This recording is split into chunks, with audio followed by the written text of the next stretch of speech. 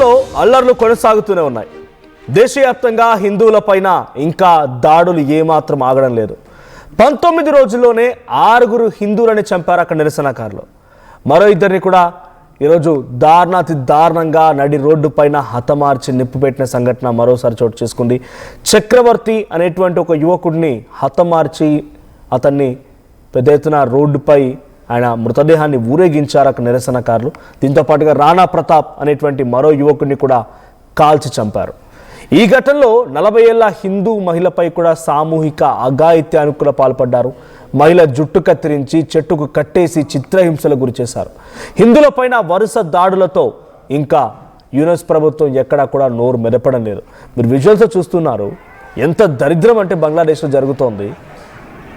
నిజంగా దద్దమ్మలు సన్నాసులు ఇంకేదైనా కూడా అనొచ్చేమో. వాళ్ళు చేసేది ఏందిరా అంటే పనికిమాల ఉద్యమం. ఎవరి కోసం చేస్తున్నాడు ఉద్యమం? స్వతంత్రం కోసమా? మీకు ఆల్రెడీ భారత భిక్షతో ఎప్పుడు స్వతంత్రం వచ్చింది కదా, మీ ప్రభుత్వాలు మీరు ఏర్పాటు చేసుకున్నారు కదా, మీరు స్వేచ్ఛావాయులు పీలుస్తున్నారు కదా భారత్ పెట్టిన భిక్షతో. ఇంకా ఏం కావాలి మరి?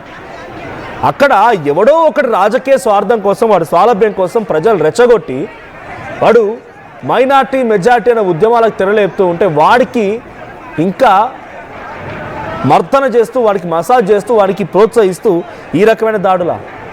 సో చాలా క్లియర్గా బంగ్లాదేశ్లో ఒక పొలిటికల్ కృత్రిమ ఉద్యమం నడుస్తోందనే విషయాన్ని పదే పదే నేను చెప్తూనే ఉన్నాను.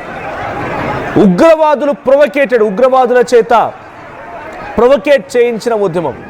సరే, షేక్ హసీనా అక్కడ మీరాట్ వాళ్ళు నిరసనకారుల నేపథ్యంలోనే బంగ్లాదేశ్ నుంచి పారిపోయి శరణార్థిగా భారత్లోకి ఎంట్రీ ఇచ్చింది. భారత్ దగ్గర శరణార్థిగా ఉంది. ప్రాణాలను కాపాడండి, ప్రాణభిక్ష పెట్టండి అని శరణార్థిగా ఉంది. మీరు అక్కడ ఇంటర్నేషనల్ కోర్ట్ ఆఫ్ క్రిమినల్లో మీపై చేసినటువంటి మాటలు, మీపై దూషించినటువంటి ఆ చర్యలకు తనకి మరణశిక్ష విధించారు, ఉరిశిక్ష వేయాలనుకుంటున్నారు. లీగల్గా ఛాలెంజ్ చేయండి, లేఖలు రాయండి, లేకుంటే మేము భారతదేశం నుంచి ఎటువంటి రెస్పాన్స్ లేకపోతే ఇంకేదైనా ప్రయత్నం చేయండి. అంతేగాని పని పాట లేని ఉద్యమాలు సృష్టించి ఈ రకమైనటువంటి ప్రయత్నమా? అక్కడ ఫిబ్రవరి 12 ఎన్నికలు జరగబోతున్నాయి. 3 ప్రధాన పార్టీలు పోటీ పడుతున్నాయి. బంగ్లాదేశ్ నేషనలిస్ట్ పార్టీ తారిక్ రెహమాన్ నేతృత్వంలోని బంగ్లాదేశ్ నేషనలిస్ట్ పార్టీ, ఉగ్రవాద పార్టీ అటువంటి Jamaat Islami and national citizen party, విద్యార్థుల చేత ఏర్పాటు చేయబడినటువంటి నేషనల్ సిటిజన్ పార్టీ. ఈ 3 పార్టీలు పోటీ పడుతున్నాయి. షేక్ హసీనాకు సంబంధించినటువంటి పార్టీ అవామీ లీగ్ కాన్స్టిట్యూషనల్ ప్రకారంగా బ్యాన్ చేయబడింది. అయితే ఈ 3 పార్టీలోకెల్లా మైనార్టీలకు కూడా అవకాశం కల్పించి, మైనార్టీలకు కొంత సంక్షేమాన్ని చూపించి, మైనార్టీల పక్షాన నిలబడేటువంటి ఏకైక పార్టీ అవామీ లీగ్ పార్టీ. మైనార్టీలో హిందువులు కానివ్వండి, క్రిస్టియన్లు కానివ్వండి, అక్కడ సిక్కులు కానివ్వండి, జైన్లు కానివ్వండి, మైనార్టీల పక్షాన అక్కడ బంగ్లాదేశ్లో ఉంటే మైనార్టీల పక్షాన నిలబడేటువంటి ఏకైక పార్టీ కేవలం అవామీ లీగ్ పార్టీయే. ఇప్పుడు ఆ పార్టీ కంప్లీట్గా బ్యాన్ చేసి పడేశారు. పార్టీ అక్కడ పోటీలో లేదు. పార్టీ నాయకులందరూ కూడా కట్టడి చేశారు. దీంతో ఏమైపోయింది? అక్కడ ఎవరన్నా మైనార్టీలు పోటీ చేద్దామన్నా కనీసం అవకాశం లేదు. అక్కడ మెజార్టీగా ఉన్నటువంటి వాళ్ళపైన, వాళ్ళు చేసే అరాచకాలపైన, వాళ్ళు చేసే నిత్య కృత్యాలపైన, వాళ్ళ దారుణాలపైన కనీసం మాట్లాడదామంటే కూడా స్కోప్ లేదు. అక్కడ ప్రజాస్వామ్యం అనేది కూని అయిపోయింది. ప్రజాస్వామ్యం లేదు. ఇక కంప్లీట్గా ప్రభుత్వాలు లేవు, ప్రజాస్వామ్యం లేదు. ప్రజలు, నిరసనకారులు, ఆందోళనకారుల చేతిలోనే పూర్తిగా మగ్గిపోయింది. విజువల్స్ చూడండి, కింద విజువల్ మీరు చూస్తున్నారు. ఒక మహిళ పైన సామూహిక అత్యాచారానికి పాల్పడి ఆ మహిళపై నీళ్లు పోసి ఆ మహిళకి చాలా దారుణంగా ప్రవర్తిస్తున్నారు ఆ మహిళ పట్ల. చూడండి విజువల్స్లో. సో ఒక మైనార్టీ మహిళ పైన, అంటే ఒక హిందూ మహిళ పైన అక్కడ చాలా దారుణంగా ప్రవర్తిస్తూ చాలా ఘోరమైనటువంటి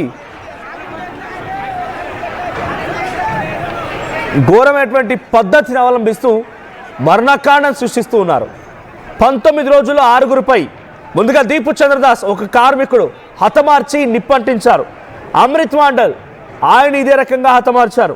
కొంకన్ దాస్ ఆయన ఈ రకంగానే. చక్రవర్తి, ఇప్పుడు రాణా ప్రతాప్. ఒకరి కాదు, ఇద్దరు కాదు, వరుసగా ఒకరి తర్వాత ఒకరు ప్రాణాలు కోల్పోతూనే ఉన్నారు.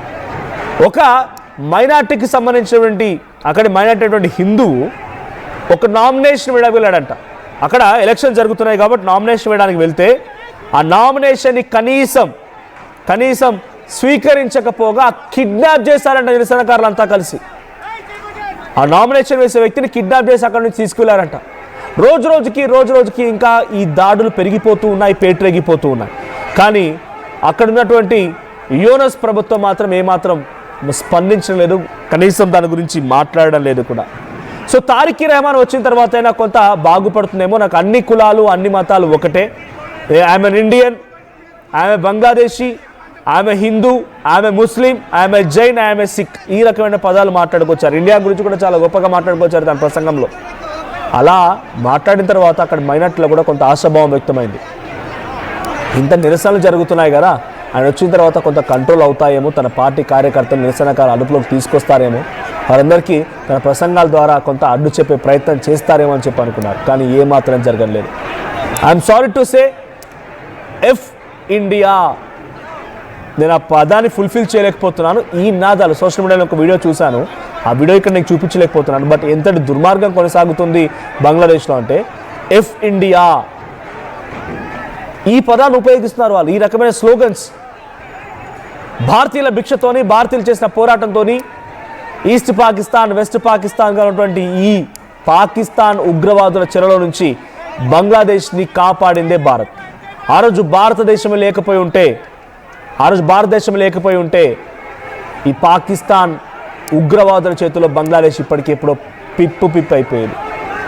బంగ్లాదేశ్లో అప్పటి ఉద్యమకారులందరూ కూడా ఇప్పుడు చనిపోయేవారు. అసలు బంగ్లాదేశ్ అనేటువంటి ఒక దేశమే ఉండకపోయేది. కానీ ఈరోజు ఇదే భారత్కి ఆ బంగ్లాదేశ్ నుంచి ఎంత వ్యతిరేకత ఎదురవుతుంది చూడండి, ఎంతటి దుర్మార్గం, ఎంతటి దమనకాండ ఎదురవుతోంది. హిందువులపై ఎందుకు దాడులు చేస్తున్నారంటే చాలా క్లియర్గా ఇంటెన్షన్ వాళ్ళది ఒకటే. హిందూ జనాభా ఉన్నటువంటి అత్యధిక జనాభా ఉన్నటువంటి దేశం ఏదైనా ఉందంటే భారతదేశం మాత్రమే.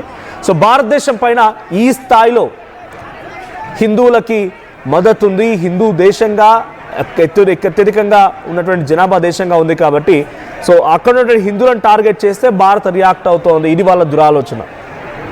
అక్కడున్న మైనార్టీలను టార్గెట్ చేస్తే భారత్ రియాక్ట్ అవుతోంది, ఇది ఆలోచన.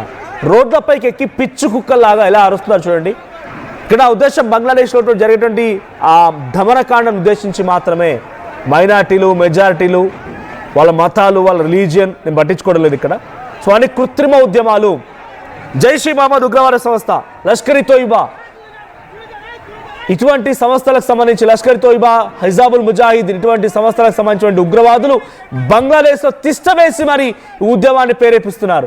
ఎవరి చెర నుంచి అయితే బంగ్లాదేశ్ని ఈరోజు దేశంగా ఏర్పాటు చేయడం కోసం భారత్ సహకరించిందో మళ్ళీ వాళ్ళ చేతిలోకి బంగ్లాదేశ్ వెళ్ళిపోతోంది. వాళ్ళంతా కలిసి మళ్ళీ భారత్పై సైరన్ ఊరుతున్నారు, భారత్కి వ్యతిరేకంగా పోరాడుతున్నారు. ఒక్కసారి అక్కడ సిచ్యువేషన్ ఎలా ఉంది, ఎటువంటి ఆందోళన వ్యక్తమవుతున్నాయి, ఆ విజువల్ చూద్దాం.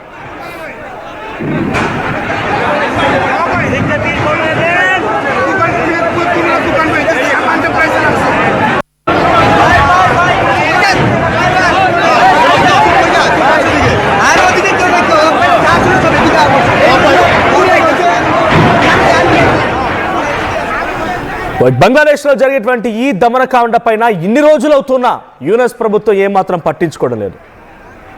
ఆయన ఆ స్థాయిలో, ఆ స్థానంలో కూర్చోడానికి ప్రధానమైన కారణం ఆయన అక్కడ కొంత నోబెల్ ప్రైజ్ గ్రహీత, లేకపోతే పలు అవార్డుల గ్రహీత, ఒక శాంతి దూత, అన్ని రకాలుగా బాగున్నాడనేటువంటి ఒక అవకాశంతోనే ఆయన కుర్చీలో కూర్చోబెట్టారు.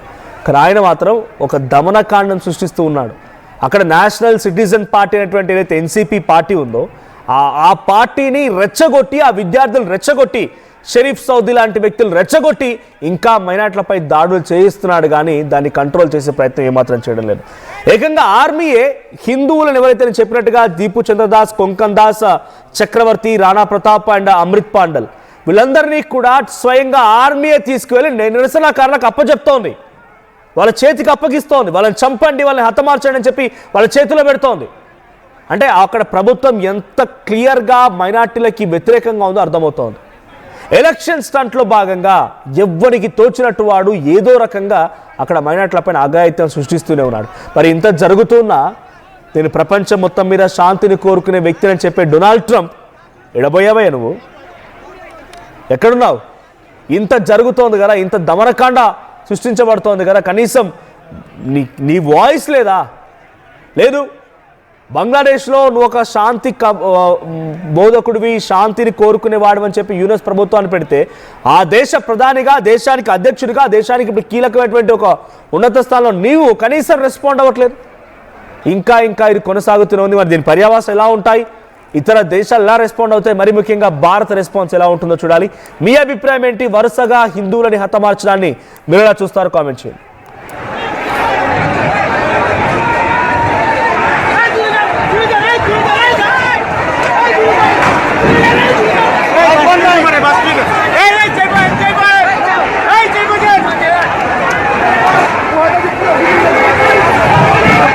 నగల సామ్రాజ్యం పెద్దది, మన వేడుకల్లో నగల పాత్ర పెద్దది. నగల్లో మన సంప్రదాయం అది పెద్దది. అదే విధంగా నగలు కొనేటప్పుడు మీ సేవింగ్స్ కూడా ఇకపై పెద్దగా ఉంటుంది. అన్ని నగల తరుగును ముందు కన్నా ఇంకా తగ్గించాం. ఈ తక్కువ తరుగును చూస్తే వెంటనే నగలు కొనేస్తారు. డైమండ్ జ్యువెలరీ ధరలు కూడా పెద్ద లెవెల్లో తగ్గించాం. ఇకపై అందరూ డైమండ్ జ్యువెలరీ కొనుక్కోవచ్చు. ఏ ఆఫర్లోనూ పక్కదారి పట్టకండి. ఇక్కడికొచ్చి కంపేర్ చేస్తేనే తెలుస్తుంది మీకు ఎంత పెద్దగా డబ్బులు